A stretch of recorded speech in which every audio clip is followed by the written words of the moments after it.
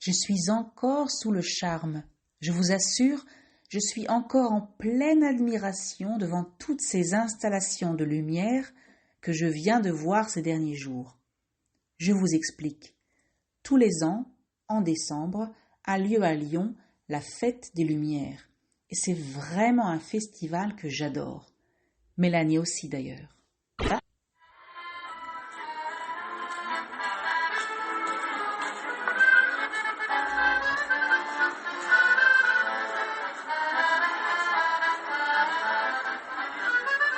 Bonjour et bienvenue à French to Go. Welcome to French to Go. Suivez-moi et mes amis sur ce podcast en français pour pratiquer le vocabulaire quotidien. Follow me and my friends in this podcast in French to practice daily vocabulary.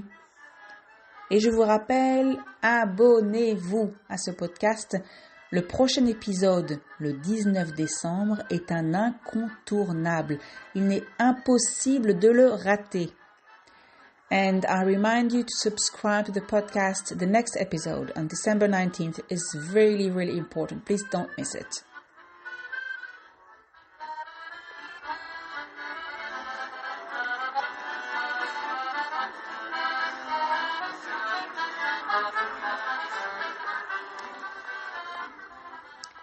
Je suis encore sous le charme.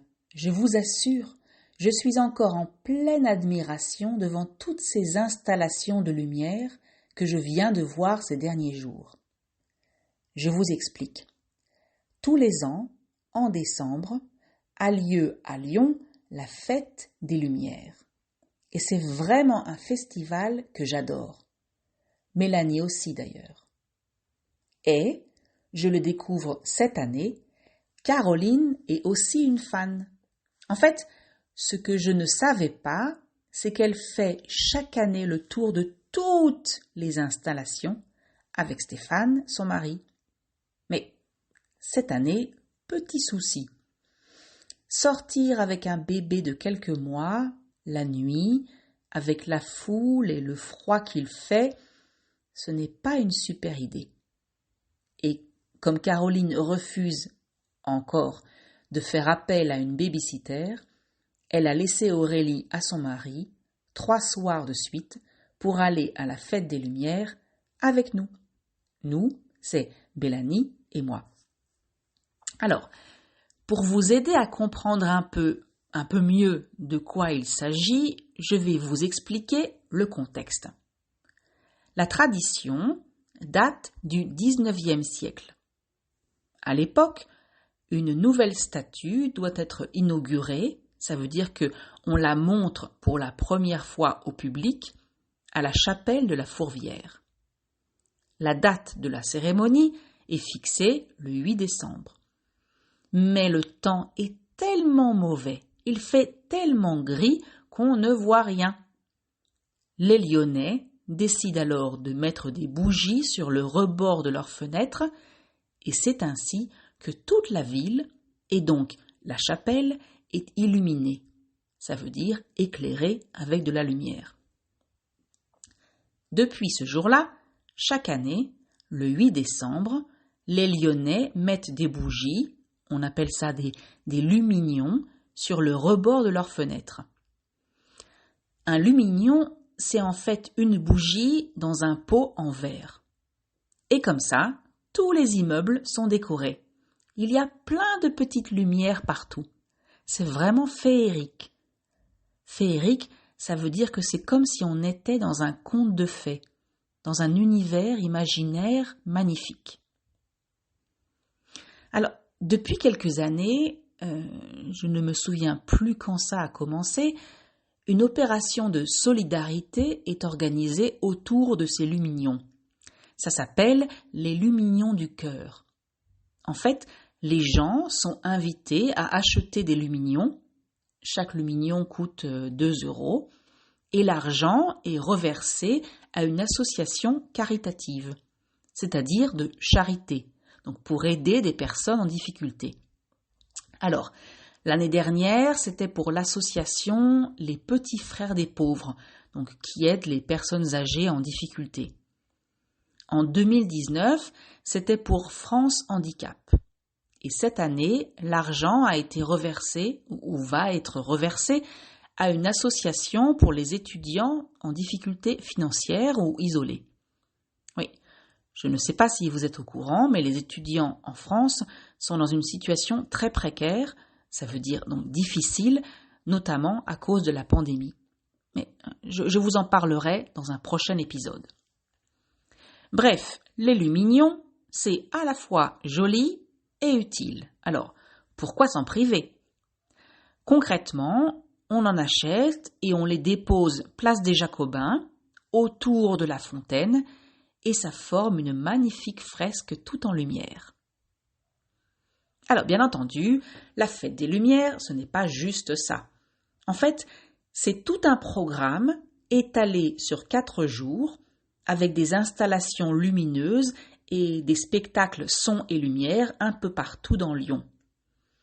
Et je ne sais même pas comment je vais faire partager ça en vous parlant. Il faudrait que je vous montre des photos, ou même les photos, ça ne suffit pas. Il faudrait au moins des vidéos, parce que oui, les installations, elles bougent. En fait, ce sont des sortes de trompe-l'œil.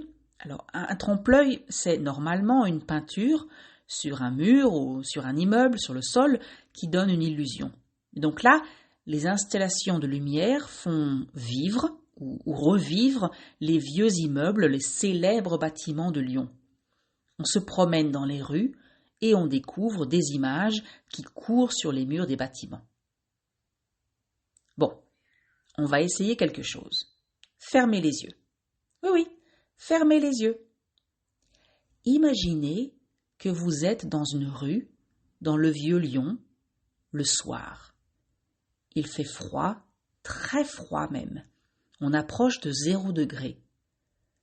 0 degré Celsius, ça fait 30 degrés Fahrenheit. Vous imaginez? Mais ne vous inquiétez pas. Vous êtes chaudement habillé. Vous avez un bon manteau, un bonnet, une écharpe, des gants, de bonnes chaussures. Avant de partir de chez moi, on a bu ensemble un bon thé bien chaud et on a mangé des châtaignes, des marrons chauds. Bref, vous êtes paré, c'est-à-dire bien habillé, préparé à affronter le froid. Vous avez toujours les yeux fermés? Parfait, laissez-vous guider. Vous entendez du bruit autour de vous? Oui, des gens qui marchent, qui parlent, pas très fort, juste assez pour savoir que vous n'êtes pas seul. Vous marchez un peu, dans une ruelle un peu sombre, vous levez la tête, imaginez que vous voyez des petites bougies au rebord de toutes les fenêtres autour de vous. Les flammes vacillent. Vaciller, ça veut dire qu'elles tremblent, parce qu'il fait froid, et il y a sans doute un peu de vent là-haut. Vous continuez à marcher, et là, je vous dis, regardez devant vous. Vous êtes sur la place de la cathédrale Saint-Jean. Elle est là, devant vous, plus de 30 mètres de haut. Une musique chill-out vous accueille.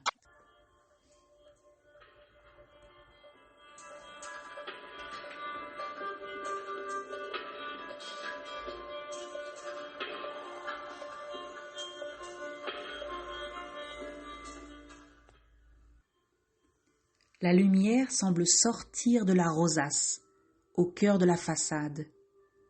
La rosace prend vie, puis des lignes géométriques blanches dansent sur la cathédrale. Des spirales, des losanges. Et tout à coup, la cathédrale est tout en couleurs, du rose, du vert, du jaune. La rosace est comme un cœur qui diffuse sa lumière autour. Pendant quelques instants, on a même l'impression d'être à l'intérieur de la cathédrale et de voir la lumière du jour à travers les vitrages. On a du mal à partir, je sais, mais il y a encore tellement de choses à voir, à découvrir. On continue donc notre visite en direction de la place Bellecour. Et là, c'est une vague qui nous accueille. Oui, oui, une vague. De lumière, bien sûr. Des morceaux de tissu sont accrochés sur une construction en acier de près de 100 mètres de long et qui culmine à 20 mètres de hauteur. Culminer, ça veut dire que le point le plus haut est à 20 mètres de haut.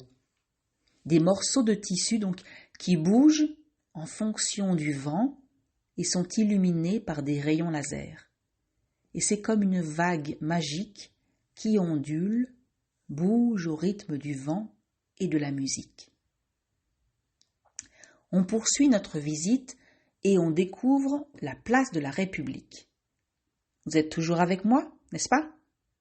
Imaginez, vous êtes devant le bassin. Un bassin, c'est comme une petite piscine, mais on n'y nage pas. Donc, de grands cadres vides sont accrochés au-dessus du bassin, les uns derrière les autres, et ils s'illuminent les uns après les autres. On voit leurs reflets dans l'eau. Une étrange perspective. On découvre des visiteurs de l'autre côté du bassin. Vous êtes comme moi. Vous ne savez pas pourquoi, mais vous restez hypnotisé par ces cadres rouges. La musique qui accompagne l'installation est envoûtante. Ça veut dire qu'elle vous ensorcelle, elle vous captive, elle vous subjugue. Vous ne pouvez plus bouger. Pourtant, il ne se passe rien de spécial. Juste cette musique un peu psychédélique et ces cadres qui s'habillent de rouge sans cesse. On continue. Resserrez votre écharpe, il fait froid, je sais. Moi aussi, je me dis parfois que ce serait bien d'organiser la fête des Lumières en été. Mais nous voilà déjà arrivés, place des terreaux. Et c'est une musique très dérangeante qui nous accueille, stridente, assez désagréable.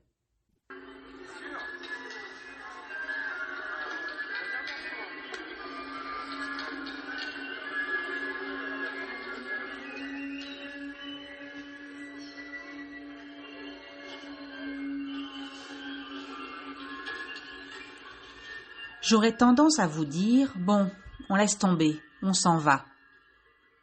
Mais je sais que le spectacle son et lumière de la place des terreaux est un incontournable. Ça veut dire quelque chose à ne pas rater.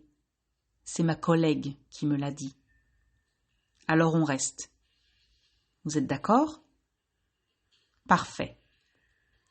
Et tant mieux, parce que maintenant, la musique a changé. Des formes bizarres comme des anges ou des fantômes de lumière se promènent sur la façade. Le spectacle raconte en fait un conte aztèque, l'histoire d'un dieu serpent qui mange un lapin pour survivre et décide d'offrir au lapin une place sur la lune pour le remercier. Le conte se dessine en lumière sur tous les bâtiments de la place des terreaux. Comme moi, vous passez votre temps à vous retourner d'un bâtiment à l'autre pour suivre l'histoire, accompagné par des musiques d'Amérique du Sud, de la guitare et bien entendu plein de couleurs. Le lapin dans la lune, c'est le nom du spectacle. Et c'est tout simplement près de 7 minutes de bonheur pur. En parlant de lune, suivez-moi. On ne pourra pas tout voir ce soir et c'est bien dommage, parce que j'aurais vraiment voulu vous emmener au parc de la Tête d'Or pour voir le spectacle Les Ricochets. Il est tout simplement sublime. Mais là, je vous emmène dans le 1er arrondissement, un quartier de Lyon, voir la Lune. Oui, oui, à l'occasion de la Fête des Lumières, la Lune est en visite à Lyon. Pour une semaine. Venez. On va voir l'exposition itinérante de Luke Jerram. Itinérante, ça veut dire qui voyage. Ça nous prend un peu de temps parce que c'est au Sub, un lieu culturel situé dans le 1er arrondissement de Lyon. Mais ça vaut le détour. Ça veut dire que ça vaut la peine de faire quelques efforts pour y aller. En arrivant, on a bien froid. Mais on s'attarde un peu ça veut dire qu'on reste un peu devant l'installation lumineuse 20 watts. Des personnes activent des sortes de dynamos qui créent l'électricité nécessaire à l'illumination de la structure. Une installation écologique, en quelque sorte.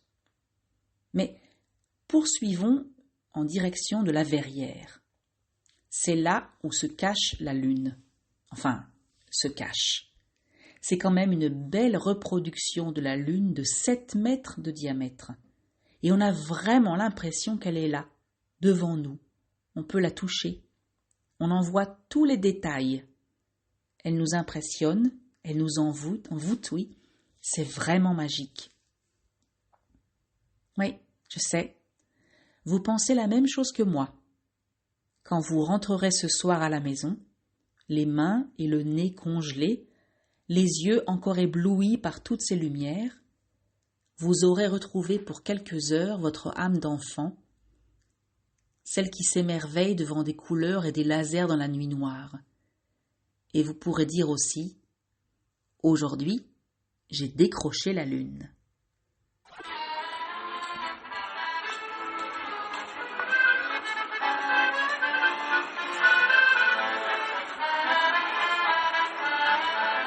Et voilà, c'est fini pour aujourd'hui. That's it for today. Merci de m'avoir écouté. Thank you for listening. Je vous rappelle que vous pouvez trouver la transcription ainsi que la traduction sur le site www.frenchcart.com. I remind you that you can find transcription as well as a translation on the website www.frenchcart.com. Je vous dis merci et à bientôt pour un prochain épisode. Thank you and see you or hear you at the next episode.